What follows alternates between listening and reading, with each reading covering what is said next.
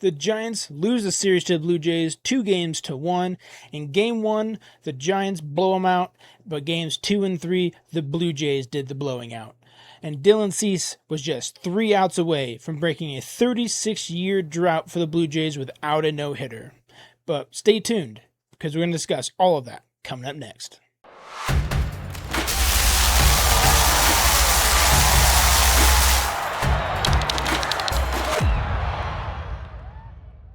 All right, so Game 1.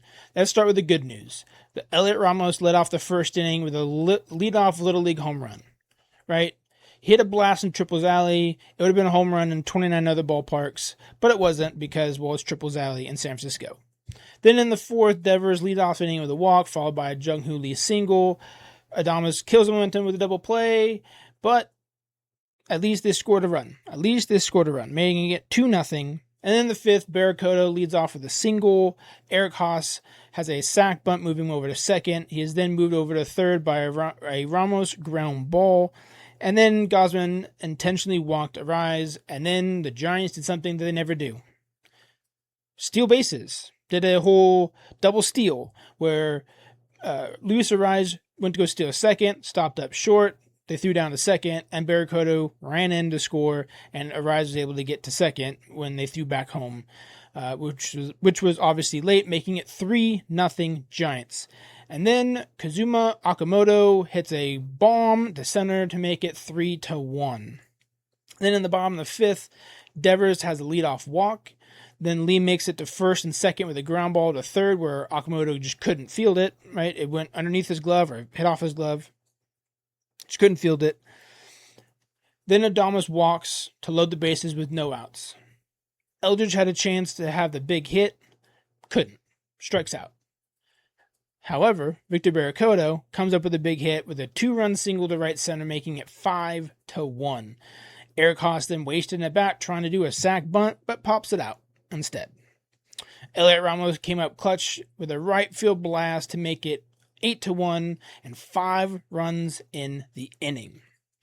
In the 8th inning, the Giants added on to the lead after Bryce Eldridge singled and Ramos going deep again for the second time, making it 10-1. Spencer Bivens came in to shut the door and seal a victory, 10-1. Landon Roop went 8 innings, only giving up 3 hits and 1 earned run, and that was a great outing from him, especially after the last few have been pretty bad. Right, that was a great way to see and a great way to start the series. It made us Giants fans think, hey, we're going to win the series. We won the first one. We have 2 shots to win one of the 2. Well, we won neither. And that leads me directly into Game 2. And this was an ugly game, a very ugly game. Neither team did anything of value in the first inning.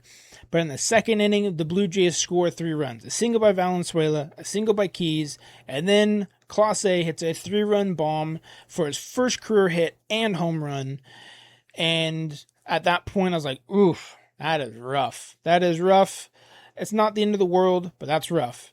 But then in the bottom half of that inning, the Giants luckily were able to scratch across a run thanks to Victor Barracuda, which I am still absolutely flabbergasted that the Giants chose Gerard Encarnacion over Victor Barracuda. Encarnacion's playing in the the NPB right now. Hasn't been doing well. Victor Barracuda has been great for the Giants. Still flabbergasted by that move. But after that, the shit hits the fan. McDonald then gives up 4 runs while recording only 1 out. He is replaced by Adrian Hauser, who was only allowed a sac fly, and that was it for the rest of the inning. So to finish up McDonald's night, 2 1/3 innings pitched, 11 hits, and 8 earned runs.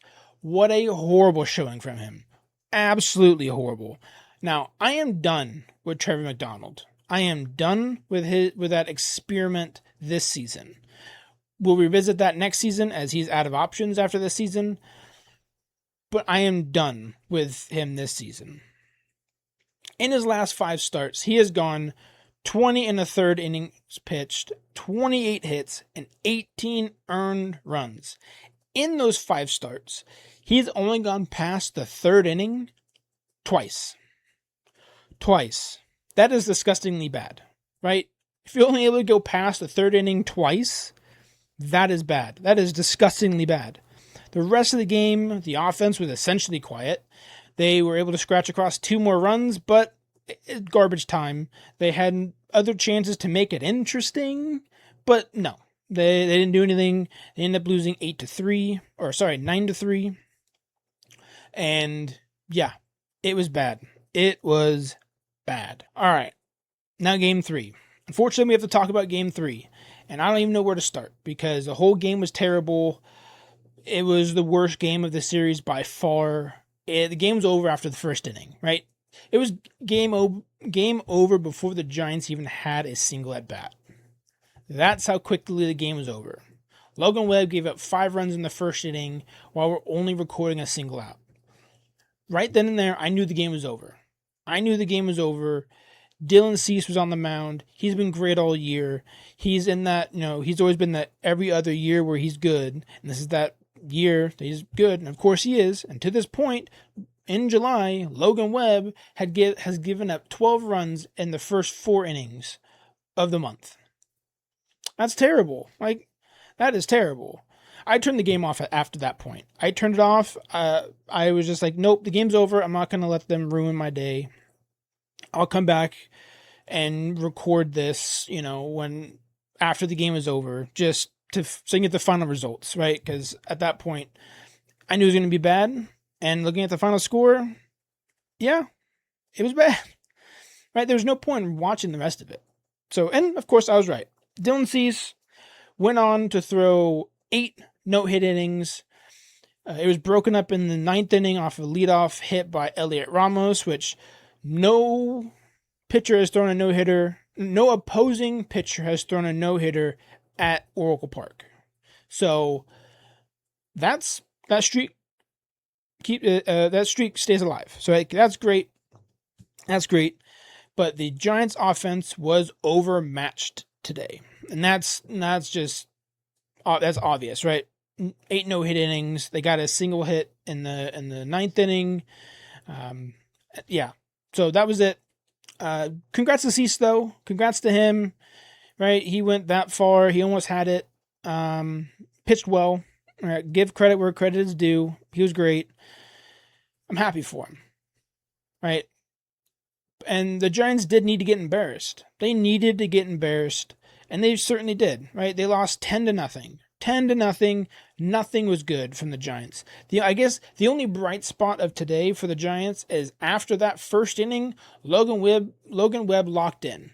He went 6 more innings, went a total of 7, gave up virtually nothing the remaining of the game.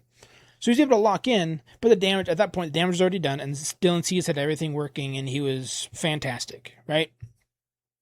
So they ended up losing 10-0. Ryan Walker came in, gave up, or Spencer Bevins came in the 8th inning, gave up 3 runs, and then Walker gave up another 2, and yeah, it was bad. They ended up losing 10-0. Now the Rockies come in, and I'm sure the Giants will find a way to embarrass themselves, right? That's the thing for the season is they always find ways, new lows, new ways to embarrass themselves. Now the only good thing that's coming up of this weekend with the Rockies is the draft. The draft is coming up, so the Giants are able we're able to find out who are they going to pick at number 4 and number 29. So that's a good thing. We get to find out who they're going to draft because that's really the only thing we're looking forward to as a Giants fan is hopefully they get somebody good. I think they should go straight pitching and then in the draft because as you can tell this season, there's no pitching. Not the major league level, not even the farm system with Trevor McDonald being terrible, Wisenhunt not being very good when he's been called up.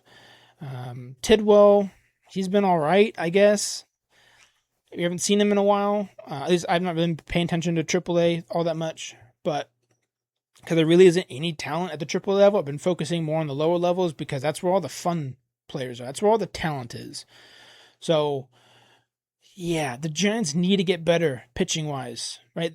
I think this year has been the a wake-up call to show, hey, we need pitching. We need lots of it. So the draft's coming up. Hopefully they're able to get a lot of pitching because they desperately need it. They probably won't because that's something that Buster Posey won't do, apparently, even though he said he wants pitching and defense, but he won't choose pitching and defense. Whatever. It doesn't matter. Giants lose the series 2-1. I'm going to end it there, though. If you like this content and you want to see more, don't forget to hit the like button, subscribe, and turn on notifications. Don't forget to follow me on social media, on X and Instagram at orange_blackpod. And please leave a comment in the section down below and tell me what you think about this series. And tell me what your thoughts about the draft coming up. I would love to hear from you. But with that, I'm going to see you on the next one. Go Giants.